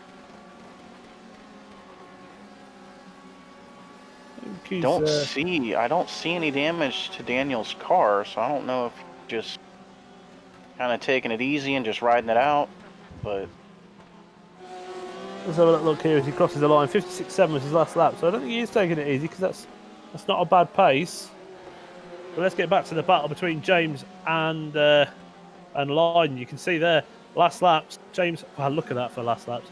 James Howard with a 56.721, Daniel Tenorio with a 56.790. These two are pretty much there when it comes to pace. All I'd say is James Howard can probably bang the laps in very consistently. Daniel can do the laps, but just needs to sharpen up on his consistency to make sure that he stays along there. He needs to run better laps than what James does, but the gap's just that big now. He needs James to, Yeah, James would have to crash out really. James needs an off, yeah. James needs to have an off, which is why he's probably there going, well, I've got it in the bag. What's the point of me doing anything with Lyden? May as well let Lyden have it, and I'm just going to sit here in second and bring home a championship, which is why You know, that's what we're racing for. Said no racing driver ever.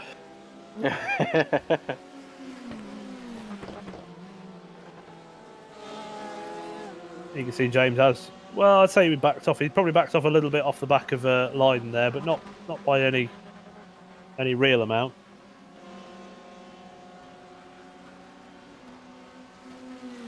No, and I think, like you said, I think it's got to be going through his head to just kind of chill out,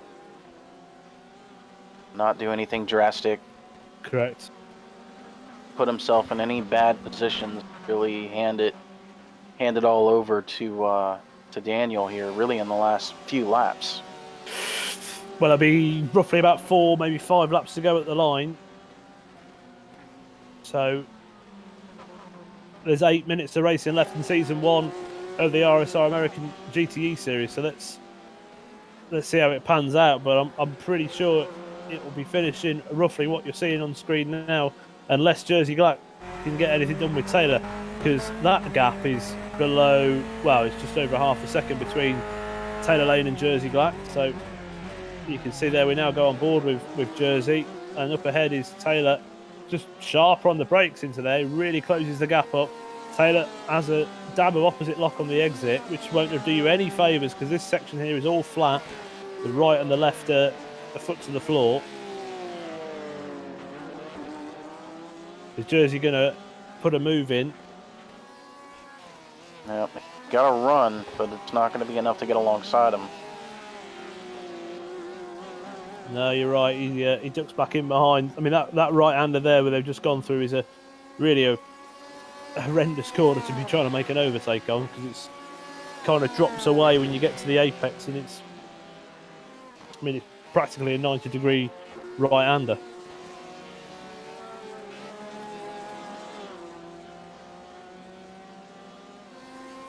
See if Jersey can do anything with him here coming down the backstretch. Well, he's going to be in the draft. He's got the draft. He's making a look. He's moved to the right. He's looking, but he comes back in behind that Porsche of Taylor Lane. Taylor drives it deep into the corner. Wow. He did send really it in upset that car, though. That's allowed Jersey to get alongside, nearly alongside. He's not quite there yet, but that compromised his exit. But he's got the preferred line into turn 1.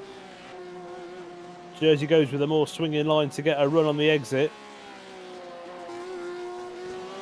Again, does nothing, sits behind him through the first sector here.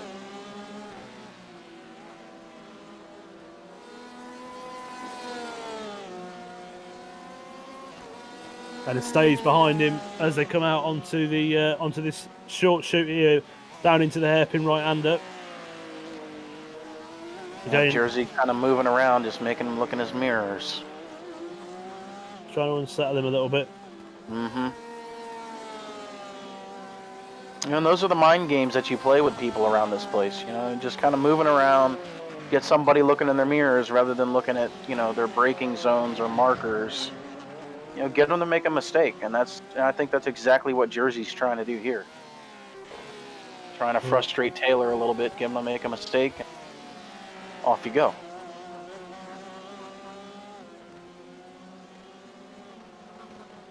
Absolutely.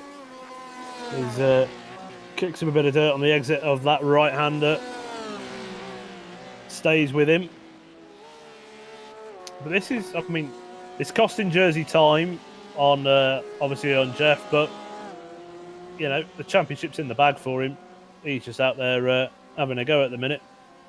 But he is racing, so there's no, again, a second is better than a third. Yeah. He's going to want to try and do everything he can.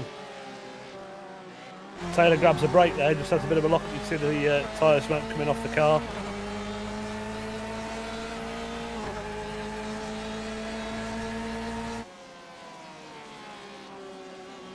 As they come down into turn 1.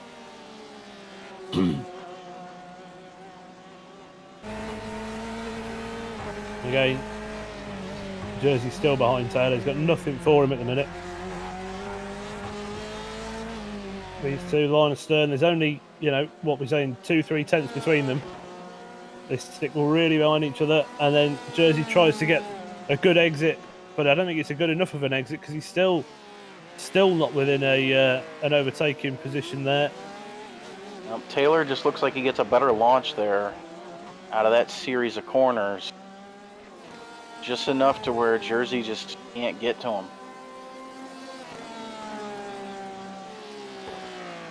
No, very much so, and Taylor doesn't need to drive defensively, but he's leaving the doors open. If Jersey was to make the move,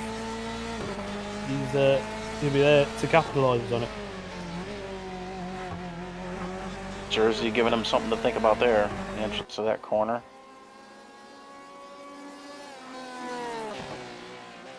Really closes up on him through this section here. Really close to him now.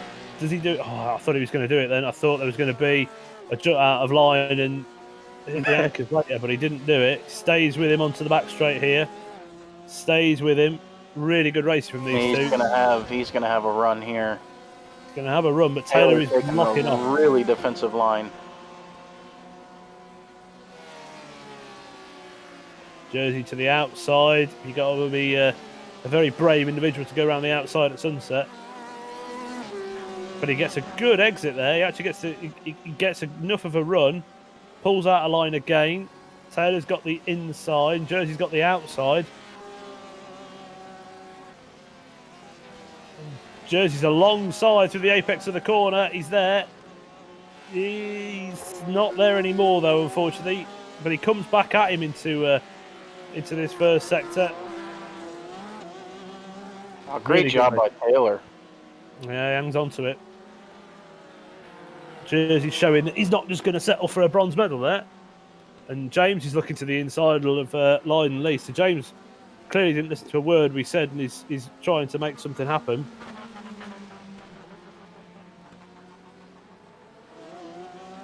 Yep, that's racing drivers for you.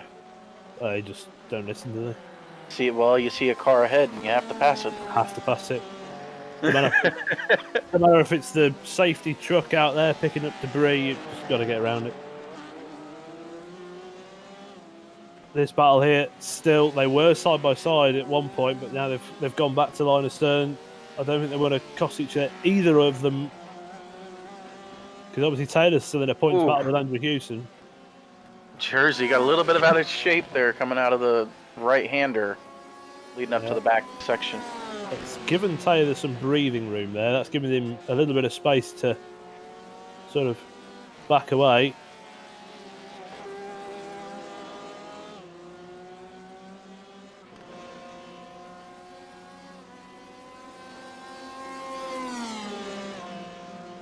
Okay, so I think we're going to be coming to the white flag lap here.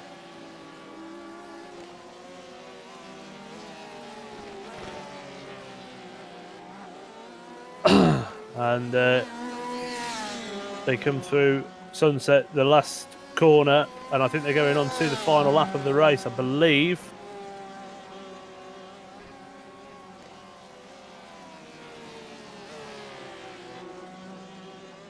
Jersey gets a good run through turn one, side by side with Taylor Lane now. Jersey's got the inside. He gets it done. That's it, job done. And Taylor's going to need something magical to come back at him. Takes a wider line into there, but gets probably a slightly better run on the exit. Taylor's going to have one more shot here. If he can get a good run on him, maybe drive it down deep here into the hairpin. He's going to think about it. He's looking, he's there. Doing it.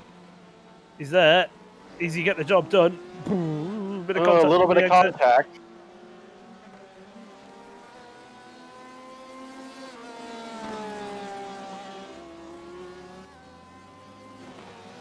Taylor wants it back.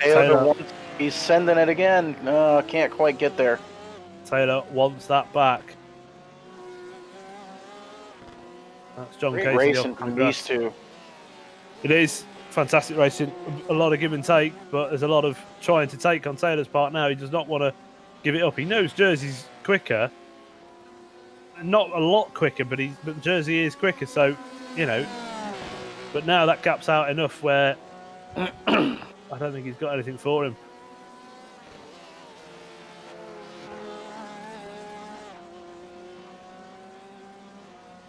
I don't think he's got anything for him at all. The gap's too big, No. though. He's not going to have anything for You're him not here. going to make up 3.5 car lengths one straight.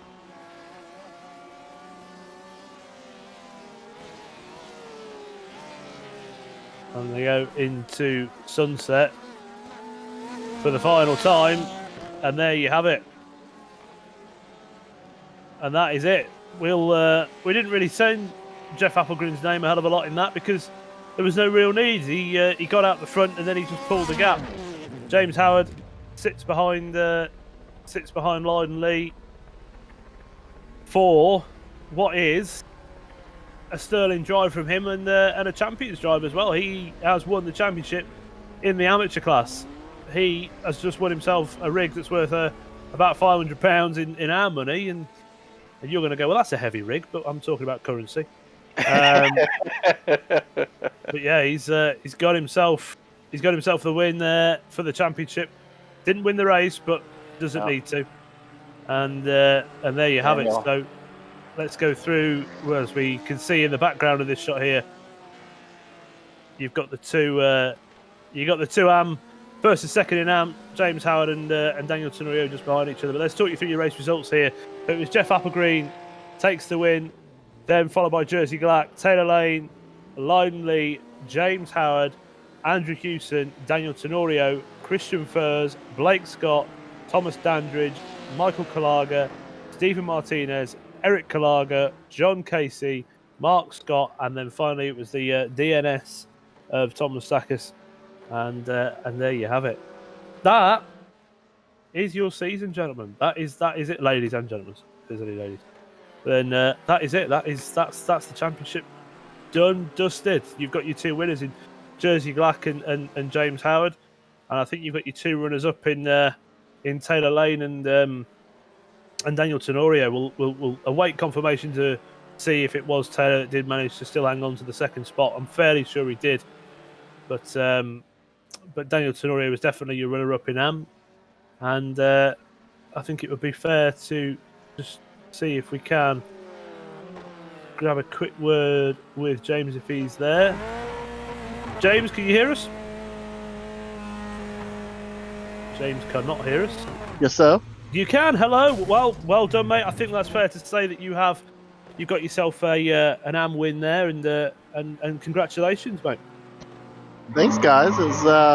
It was a good night for me. First race, it was a little so-so, and the second race, we was able to pull it together.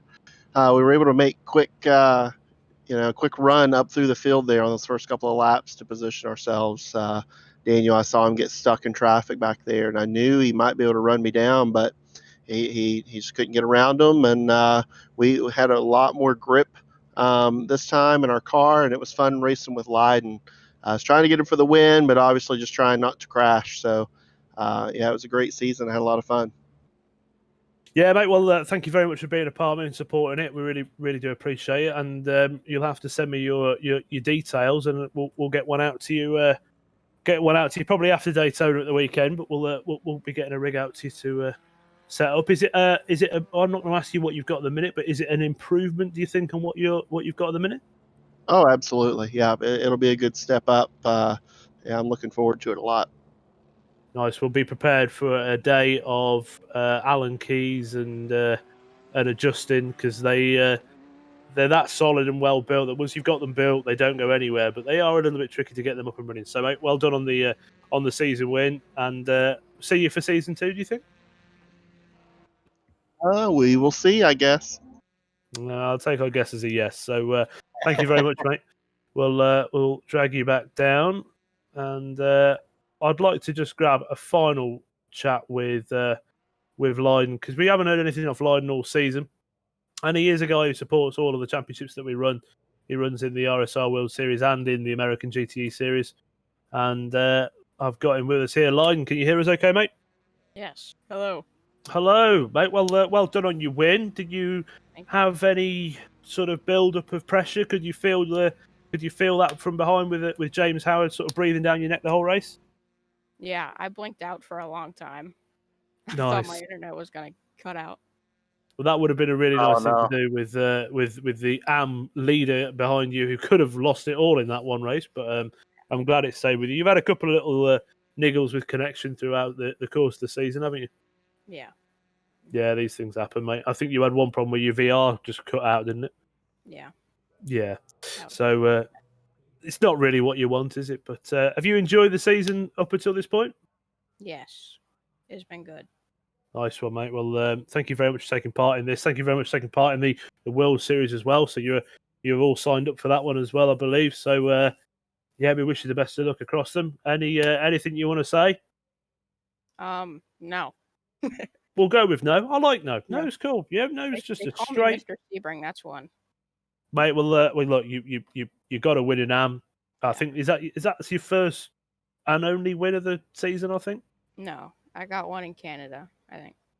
you did. So yeah, mate. Well, look, well done for the championship. Thank you for taking part in it all throughout the course of the season, and good luck. And we'll see you in the next round. All right, mate. Okay. Thank you for having me. No problem, mate. Thank you for bringing. Because you, one thing I will say is you do run for Verve Racing Team, and I do know Mark quite well, and I've run some stuff with Mark, and I think you're a great bunch of guys over at Verve. You were some really good, clean, respectful drivers. I had a really good race with you at the last round at Sebring in the RSR World Series, where I felt very bullied, if I'm honest, because there was 3 of you guys and there was 1 of me, and you were doing all manner of unpleasant things of blocking me and stuff. So I just felt very intimidated. But no, thank you very much for taking part in the season, mate, and we'll see you in the future. Okay. Rob, I think we're done. Yes, indeed. Oh, for the final time, guys, thank you very much for joining us. We will be back at some stage with the Yes. RSR American Series Season 2. But I think I'm right in saying to thank the commentators Harry Wills and Casey Metzger for taking the time out of your Wednesday nights to do this. It's appreciated. No problem, mate. I've really enjoyed it. I arguably would say I think I've enjoyed being able to just sit back and watch and talk about the racing just as much as I probably would if I was in the car. So it's been a learning curve, and I've really enjoyed it. Same here. Thank you for having me. Yeah, thank you, mate. And when we come back, we hope to see you guys. Until then, take care and enjoy your evenings.